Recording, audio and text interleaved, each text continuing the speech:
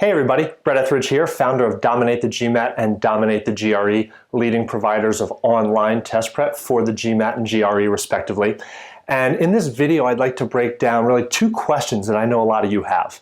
And the reason I know a lot of you have it is because I get emails all the time or comments on my Facebook page or my YouTube channel asking, what's the difference between the GMAT and the GRE? And the second question, really probably the more important question for you is, which one should I take? Which one is right for me? And so I'm going to break it all down. I'm going to make it very concrete. And I'm also going to do my best to at least point you in the right direction to make clear what the decision point is. Without knowing your personal exact situation, I can't really make that blanket advice for you. If you have questions, you can certainly reach out to me. Email me, Brett at either dominatethegmat.com or Brett at dominatethegre.com, and I can deal with your personal situation. But I think this video will really answer all of your questions, and so let's go ahead and dive in. Now, the very first thing to look at, right, so we're going to look at several different categories, criterion for kind of how to evaluate the GMAT versus the GRE. We're going to look at the usefulness, which test is good for what, the cost, the length, and then specifically we're going to spend a little bit of time on what's tested so you understand, again, the differences between these two. And then I'm going to weigh in with, again, a few miscellaneous considerations for you to think about. In terms of the usefulness, it's pretty straightforward. The GMAT is used specifically and exclusively for admission to business school, right? So if you're applying to business school, almost certainly they will accept and maybe even require the GMAT for entrance as part of your application. Now the GRE is a little bit more versatile because it's useful for both business school and, right, so this big and grad school more generally. I'm going to put a little asterisk here next to business school because you may be thinking, okay, well, that's pretty easy, right? And for a lot of you, you don't even have to continue watching this video. You know that you're going to graduate school, maybe a master's degree in really anything, master's of education, social work. Maybe you're going for your PhD program. You're going to need to use the GRE and not the GMAT. Now, for those of you who may be applying to business school and you're trying to decide, that's what the rest of this video is for, but I put a little asterisk here because the reality is the GMAT for years and years and years and years was the only test accepted by business schools. And just recently, business schools have started to accept the GRE. But the reality is that not all business schools accept the GRE yet. Or if they do, it's really kind of plays second fiddle, like they really want you to apply with the GMAT. And so my advice right off the bat is if that's you and you're applying to an MBA, a traditional MBA program, and the school says, that they'll accept both, trust that they will accept the GRE, but a lot of times you want to reach out because some schools will flat out tell you, no, we really only want the GMAT. So that's really kind of the first decision point, and I hope that's helpful. Now, the second point is kind of cost. And this really should be a non-issue, and it is when you see the price. It costs $250 to take the GMAT, only $195 to take the GRE, so really a non-issue. And certainly when you're thinking about spending tens of thousands of dollars a year for your graduate program, an extra $50, $55 shouldn't make or break your decision point, but nevertheless, it is a consideration. And by the way, that's at the time of the recording of this video, so there's a chance that those prices are a little bit different when you're actually looking to enroll. Length of the test, again, really a non-issue. They're essentially the same. These are standardized tests with multiple sections. You're going to be expected to sit down and take the GMAT for 3 hours and 30 minutes, right? So fasten your seatbelt, get ready to go. It's kind of annoying, I get it. It's a long test. But the GRE is just as long. Technically, it's only 3 hours and 10 minutes of material that's actually going to be scored. So you might be thinking, hey, I'd rather get out of there 20 minutes early. But the kind of the catch is the GRE actually has an experimental section that you have to take, and you don't know it's the experimental section, and you don't know which of the sections is experimental. So actually there's an extra 30 or 35-minute section depending on whether the experimental section is quant or verbal. So really actually you're going to be sitting for more like 3 hours and 40 to 3 hours and 45 minutes for the GRE. So actually the GRE is going to be a little bit longer, but again by 10 to 15 minutes, so a non-issue there. Kind of the meat and potatoes comes down though to the difference in terms of what's tested content-wise. Now both tests test your quantitative acuity, your verbal acuity, and really your critical reasoning, your ability to think critically. Why? Because they're testing your ability to perform well in an advanced level graduate program, whether that's a business degree, a traditional MBA, or any sort of other graduate degree. And you need to be able to do certain things. You need to be able to process numbers. You need to be able to read and understand what it is you're reading and so forth. And so both tests test that, but they do it in slightly different ways. So let's look at the differences of what they test, and I want to highlight those differences because that kind of is your decision point, right? Which test might I be a little bit stronger in, depending on those differences. So I'm going to start with where they're the same. They're the same in that you both tests start by writing an essay. So the very first thing you do in both tests is you write an essay. Technically, the first essay isn't analyzing an argument, but that's the essay that they have in common. You're going to analyze an argument in both tests. The second thing you do is a little bit different, so I'm going to hold off on that. So you're going to write an essay for both tests. Now let's look at the quantitative section, right? The quantitative section tests the same type of stuff. Basic algebra, basic arithmetic, basic geometry, right? No proofs. It's not really advanced level math. They just test it in slightly different ways. But the way they test it the same is in the general problem solving section. So both tests, about half of the math questions are traditional run-of-the-mill math questions, right? Those word problems that you answer the question, you choose from a multiple choice section. Yeah, the GRE has a little bit different question format. Sometimes you have to actually provide your own answer, and some students don't like that. The GMAT is exclusively multiple choice.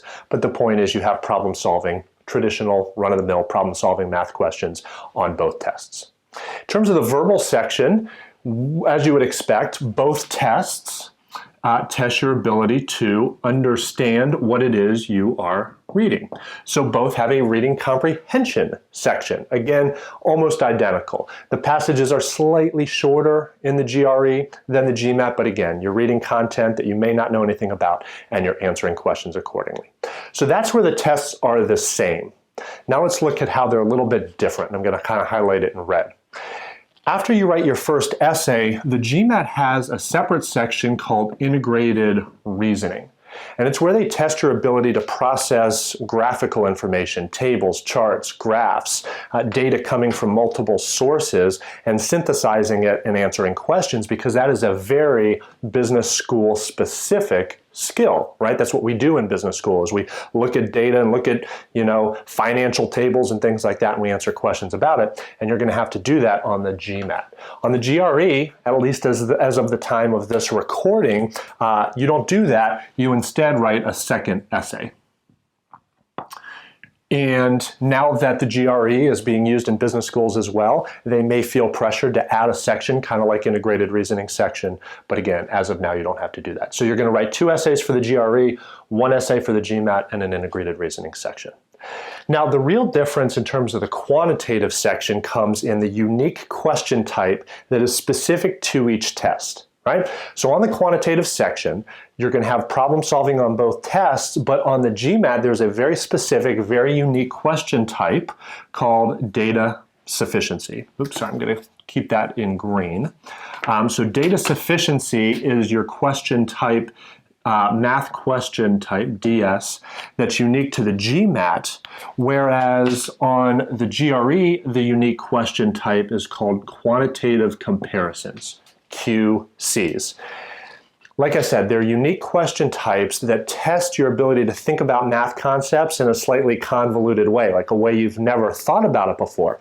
My purpose in this video isn't to teach it to you, but I do want you to see an example of each so that you can kind of conceptually get your mind around what you're expected to do, because it may jump off the screen at you immediately that, hey, I think I'd do better at this type of question, or I think I would do better at that type of question, so let's take a closer look.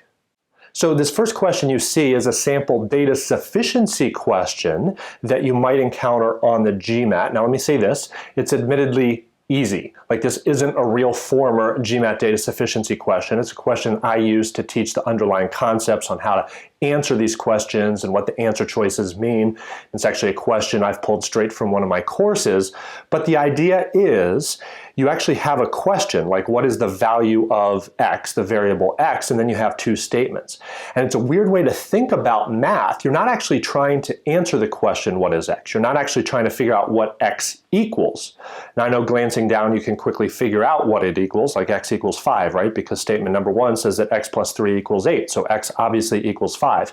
But that's not actually what we're trying to do here. There's no place to actually answer that question. Instead, if you look at the answer choices, I'm going to go quickly through this. Again, I'm not trying to teach you these question types, but you are simply trying to determine whether or not the statements have given sufficient information to answer the question. And that poses some challenges in terms of thinking through these question types, but it also presents opportunities because you have to do less work. You don't actually have to solve the problems, you just have to decide whether or not you could solve the problem. And once you learn to do these, you know, my students all the time, they come into the GMAT hating data sufficiency, right? They're just like, I can't get my mind around it. But after a few lessons, like going through my course, after a few sessions, these become questions that they love. And they actually wish there were more of them because there are so many tricks and strategies and ways of attacking these. But very simply here, you see the correct answer is answer choice A. And the reason is because only statement number 1 gives you enough information to answer the question, to figure out what x is. In other words, only statement 1 by itself is sufficient to answer the question because obviously you have a single equation with a single variable. You could solve for x. And as I said, x would equal 5. But again, I don't care that x equals 5. I just care that I can answer the question. Now you might be thinking, wait a second, Brett, doesn't statement 2 also give me enough information? Like, can I also solve for x? Here's a little trick, a little hint for you, right? Kind of your first little math primer, as you're thinking about studying for the GMAT, remember that when you take the square root, x could either be plus or minus 5, right? Because negative 5 squared also equals 25. And you're probably thinking, oh yeah, you're slapping yourself in the head. I forgot about that. But because statement 2 gives you 2 potential values of x, and you have no way of deciding between them, obviously statement 2 by itself wouldn't provide enough to answer the question. So anyway, that is data sufficiency. Now take a look at this quantitative comparison question. This is the unique question type as tested on the GRE. It's also unique, it's also different, and in these question types, you're evaluating quantitative content, right, the math that you need to know, but you're evaluating it based on trying to determine relative size of quantities. Is the information, is the quantity in column A bigger, or is the quantity in column B bigger, or are they the same? And then of course you see your answer choices. Now right away, what do you notice? There are only 4 possible answer choices in quantitative comparisons, whereas you have 5 on the GMAT for data sufficiency. So at worst, your guessing odds are actually better. And I'm not saying that's the only reason to take the GRE instead of the GMAT, but I am saying just statistically, you have a better chance of guessing right answers, on quantitative comparisons. So anyway, you obviously are given some information and then you're trying to evaluate the columns, and you can see certainly the correct answer is D. We would need more information. You can just run some hypotheticals, right? All we are told is that x is between 1 and 3. So obviously if x is 2, right smack dab in the middle, those columns are equal, right? Because 2 squared is 4, 2 times 2 is 4, so those quantities are equal. But they're not always going to be equal, right? Because what if x instead happened to be a lot closer to 3, like 2.999999999, right? Obviously in that case, column A would be closer to 9, close to 3 squared, whereas column B would only be close to 6, like a little bit less than 6. So in that case, column A would be bigger. Conversely, x could be 1.000000001, just something a little bit bigger than 1, and that would reverse it. So we're not sure. And as a result, the correct answer is answer choice D. Now again, my purpose wasn't to teach you how to actually solve those question types. That's what my course is for. Obviously teach you step-by-step methodology, how to eliminate wrong answers, strategies for attacking different question types, but just kind of get your mind around, do you want to try to figure out whether or not you've been given enough information, or do you want to simply kind of compare the quantities? And the reality is most people feel, most of my students who have taken both tests believe, they feel like, the GMAT's a little bit more quantitatively rigorous. As you might expect, for going to business school. And so if math is your weaker area, and you're given the choice, right? Objectively, you're allowed to apply with the GRE and they're going to treat it just the same. Most students will do a little bit better on the quant section on the GRE, given kind of the same ability level. Again, quantitative comparisons may be a little bit easier than data sufficiency. Personal choice, but I'm just telling you kind of that's what most people feel. Now on the verbal section, where are the differences? You're going to have an explicit critical reasoning section on the GMAT where you're given arguments and you're supposed to dissect those arguments and answer questions, finding assumptions, finding conclusions, what can you infer, what are the premises, those types of things. There's no such section on the GRE, right? Now, it's not to say you don't have to think critically on the GRE. It's just that those types of questions tend to be embedded in the reading comprehension. You're more likely to get some questions that might otherwise be asked in this section within the reading comprehension section of the GRE. It's just that there's no explicit question type like that. And finally, both tests have a SC question type, standing for sentence, dun dun dun, wait for it. Here's where it's different. On the GMAT, it's called sentence correction. On the GRE, it's called sentence completions. So you're doing two very different things. On the GMAT, you're correcting sentences. Specifically, you're looking for grammar mistakes. You're trying to make a sentence read more effectively or more grammatically correct. Whereas on the GRE, you're trying to fill in the blanks with vocabulary words that logically complete the sentence or make them equivalent depending on the question type you're looking at. And so to summarize that, the GMAT verbal section is more grammar intensive, whereas the GRE is more vocabulary intensive. Does it make sense? And so which are you going to be better at? Do you feel like you have a better English vocabulary, or do you think you're better at English grammar? And maybe that may come down to whether or not you're a native English speaker or not. One of my GRE students is actually from South America. She lives in Colombia, Bogota, Colombia. And she just actually sent me an email saying, Brett, you know, I'm a little discouraged because I'm really struggling with the sentence completion. She said, I've been studying English since age 5. I love reading English for pleasure. And yet when I take the GRE and I look at the answer choices, I'll go through an entire practice test and there won't be a single question for which I know what every single answer choice, what the word means. You know, like you're trying to maybe complete the sentence and you're given 5 words that would complete the sentence. She says, I look at those 5 words and there's always at least one that I just don't know the textbook definition of it. Now, the good news is I teach lots of strategies on how to still get a right answer. My point though is, you know, would that be different if she had been a native English speaker? Possibly. Right? And so just something to think about. Now, can you learn? Can you study a lot of vocabulary to prepare for the GRE? Absolutely. You know, and I provide a list of the 400 most commonly tested words, but obviously more than just 400 words are tested, so you do need to have a strong vocabulary. Tip for you right now, start reading more. Like one of the best things you could do between now and test day for whichever test you're going to be taking is read more, read more, read more, right? In general, though, I hope you kind of see the differences. I hope you see where I've highlighted some things that maybe play to your strengths a little bit more. Maybe you got a really strong vocabulary. Maybe you're better at reading tables and charts. 3 other kind of things to think about, though. From a practical standpoint, are there testing locations near you? Again, if you're able to choose, I know I have a lot of students sometimes from Africa, for parts of Asia, where maybe there's only one testing center in the city nearest to where they live. Maybe there are more options for the GRE than the GMAT, for example, or vice versa. So you might want to do a little bit of research before you commit and make sure you're even going to be able to access a testing center pretty easily that'll have time options for you that fit within your schedule. So that's kind of the first thing. The second thing is, and this is really just kind of a subtle idea, right? A very subtle thing is